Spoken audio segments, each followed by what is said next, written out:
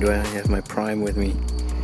That right there, that's a deer. I don't know if you can see that. You can probably see it on the big screen now, but can't zoom and I don't. Oh, it's running away. Okay, it's gone. Hello everybody, welcome to this new video. Today I'm talking about the camera I'm holding in my hand right now, the Lumix GX85, also known as the Lumix GX80, also known in Japan as the Lumix something Mark II, I don't really know, you know, but I hope you know which camera I'm meaning, the one I always use, the one that is linked in my description in case you want to check it out. You can see the sun's going down right now, and as you might have noticed I didn't really catch that much B-roll, just because I'm not feeling like getting any fancy footage today, just that I wanted to talk a little about this camera because I thought I might give it a little review on my channel, but not any sort of scientific review, but just a quick explanation of what I think this camera is for, what I think it's really good for, and who I would definitely recommend this to. So, of course I can't leave out all the specs because you might want to know at least a little something about what this camera is capable of apart from my own opinion and who I'd recommend it for.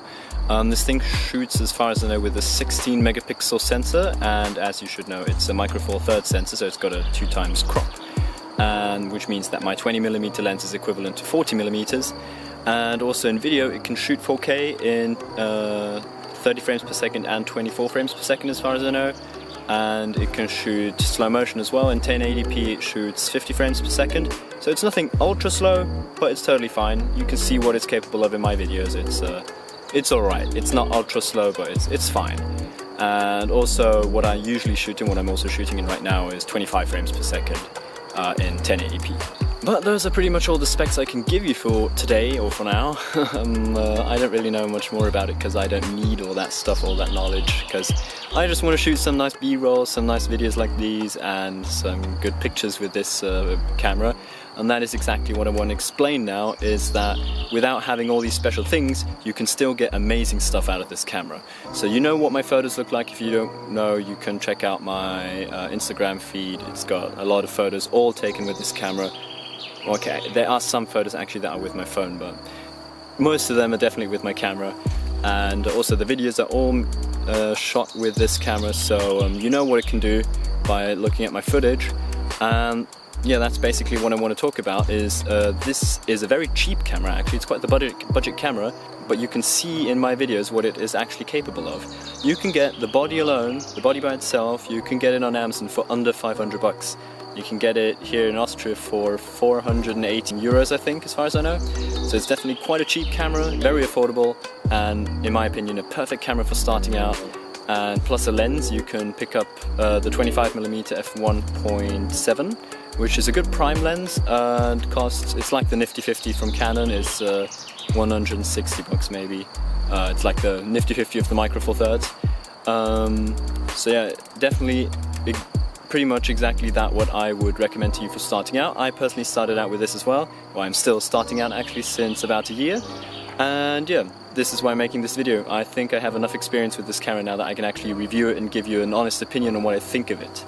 So as I said, it is quite a cheap camera, but the next point that I would definitely mention is that it's a tiny camera, which I think is a really good thing, especially for traveling. So if you want to make travel videos, I mean, there are people who like to travel with humongous cameras, but I personally think that a tiny camera which does amazing stuff is really cool because it's not heavy, it's light, you can carry it around anywhere and you don't look kind of suspicious with a huge thing. I mean, I don't know, especially if you're doing street photography, I think people will be looking at you and kind of suspiciously. And also if you're somewhere where your camera might be stolen, there's a bigger chance that someone would steal a huge camera than a tiny thing like this, which they probably didn't even see because it was hidden in my pocket. That's one factor I would definitely count as a pro for this camera, because it is nice, lightweight and small. So apart from these points, I wanted to talk a little specifically about the photography side of this camera, because I personally think that this camera is amazing for videos. And for photography, there are a few things that I think could be better. It works totally fine. I get my photos, and you know my photos. You can definitely work with this thing. Just that there are a few things where I think, yeah, that might be a little better. For example, the shutter speed. In photo mode, your maximum shutter speed is 1/4000th of a second, which might sound pretty great, but if I'm shooting with this lens, which is an f1.7, and I'm shooting an f1.7, that means I've got a lot of light coming in. And if I'm shooting that on a very bright summer day of 1/4000th is not fast enough, it's still overexposed. And another thing I don't like about the settings in this camera is the lowest ISO. I can't go lower than 200. 200 is the lowest ISO. And I personally think at least 100 would be appropriate, but even an ISO of 50 would be quite good, just to get that extra quality or extra little noise actually, but also, as I said, if it only goes up to 1/4000th a second, then at least bump down the ISO so that I can still shoot a normally exposed photo without an ND filter in very bright summer days when I'm shooting with f1.7.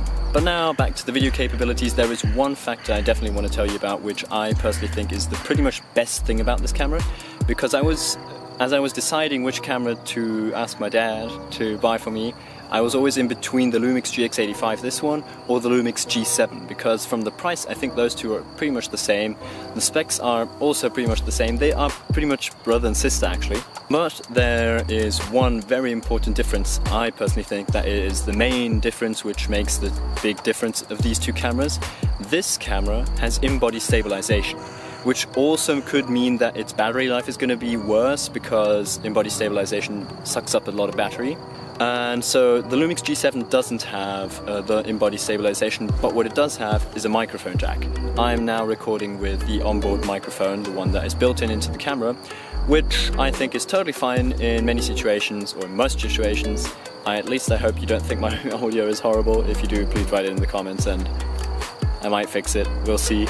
But yeah, for now I've been shooting all of my videos with the onboard microphone of the camera, and I think it's totally fine. Just that actually it would be cool if I could have a microphone input for the extra good audio. But personally, when I was weighing out these two factors, the in-body stabilization or the microphone, I went for the stabilization because I wasn't planning on buying a gimbal or nothing. I wanted good in-body stabilization. And I can definitely approve. The stabilization is amazing. I don't know how good it is right now with this lens, because I know that with my other lens, the 14 to 140 millimeters, that one has lens stabilization as well, which means those two work together. The camera stabilization and the lens stabilization, and those two together are phenomenal. They are really, whew, that stabilization is really sick in my opinion, especially when you are even zoomed in at 140 millimeters, which is equivalent to 280 millimeters. I mean, that's quite far. It's still rather stable. Like, you can still get rather stable shots, especially if you use slow motion as well. So that would be my biggest pro for this camera. It's the in-body stabilization. Lumix and Panasonic themselves have been doing a very, very good job with this, because you also know the GH5 is quite famous for its amazing in-body stabilization. And I can only tell you that this camera can do that as well. I mean, I don't know how good the one of the GH5 is, but this one's really good in my opinion. By the way, the sunset is getting amazing right now.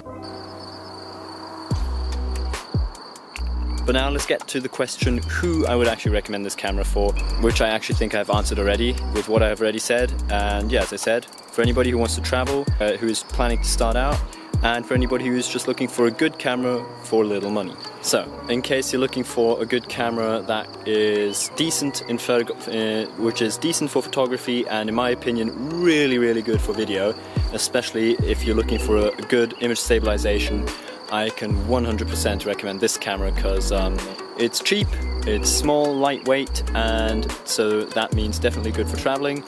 And as I said, the in-body stabilization just makes this footage so good. On the photography side, I think it's a good camera definitely for stills. It can get really good stuff. You can get a lot of very good pictures out of this camera. Just that I personally think I would definitely be able to find some upgrades. For example, I personally think that there are definitely some cameras which would definitely be a good upgrade, just for some extra dynamic range and things like that. And definitely the resolution 16 megapixels is really good. Just that I think one day I'll definitely be planning to upgrade. But for video, I personally think this thing is phenomenal, like for real. So I don't know how long this video is going to be. I suppose I've talked too much already anyway. I just wanted to give you an impression on what I personally think of this camera, and so in case you're looking for it, you've probably seen enough scientific reviews already anyway. Insects flying in my mouth. You've probably seen enough scientific reviews already anyway, and so I just wanted to give you my impression so that you know what exactly I would definitely recommend about this camera.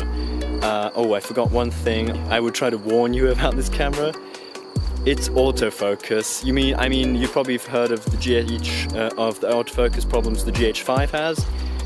Yeah, it's the same with this one. The autofocus is not the best. It's alright. I mean, for shooting things like B-roll, it's definitely fine, like no problem.